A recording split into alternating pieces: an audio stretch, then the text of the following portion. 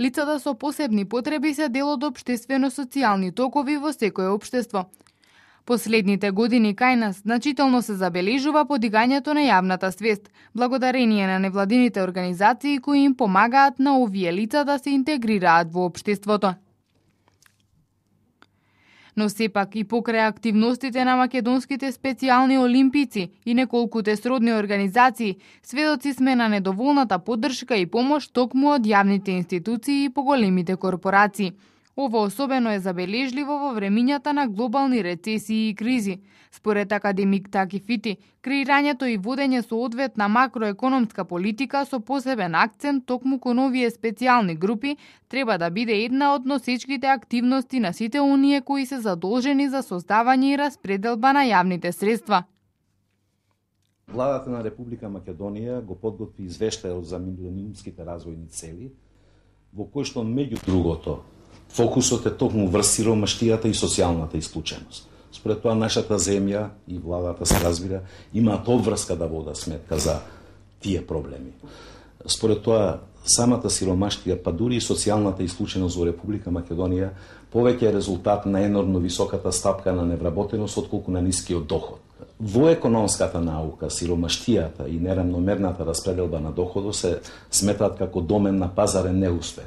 И од тука државата, владата е таа која што мора на еден или друг начин тој проблем да го амортизира. Во современите економии, разрешувањето на овој проблем пред се оди преку деношните системи. Академик Таки Фити е запознаен со активностите и проектите на македонските специјални олимпици.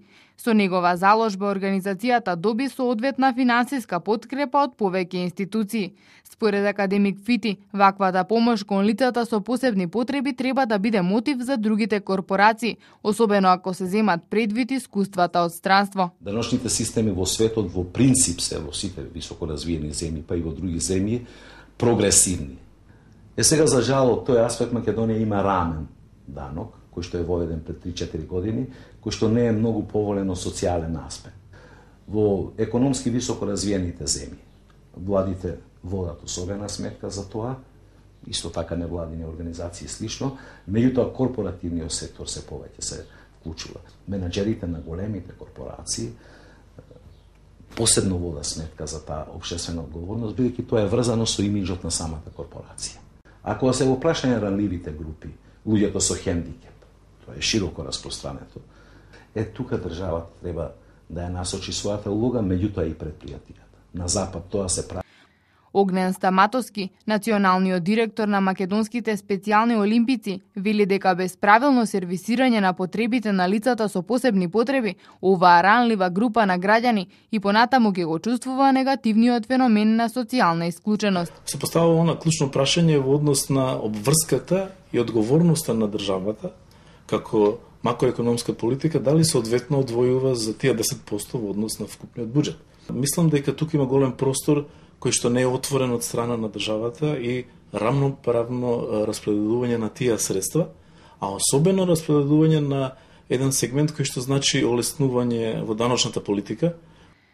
Со вклучување во проектите и донирање средства, сите ние придонесуваме лицата со посебни потреби правилно да се интегрираат во општеството, да не се чувствуваат социјално исклучени и да станат дел од секојдневието.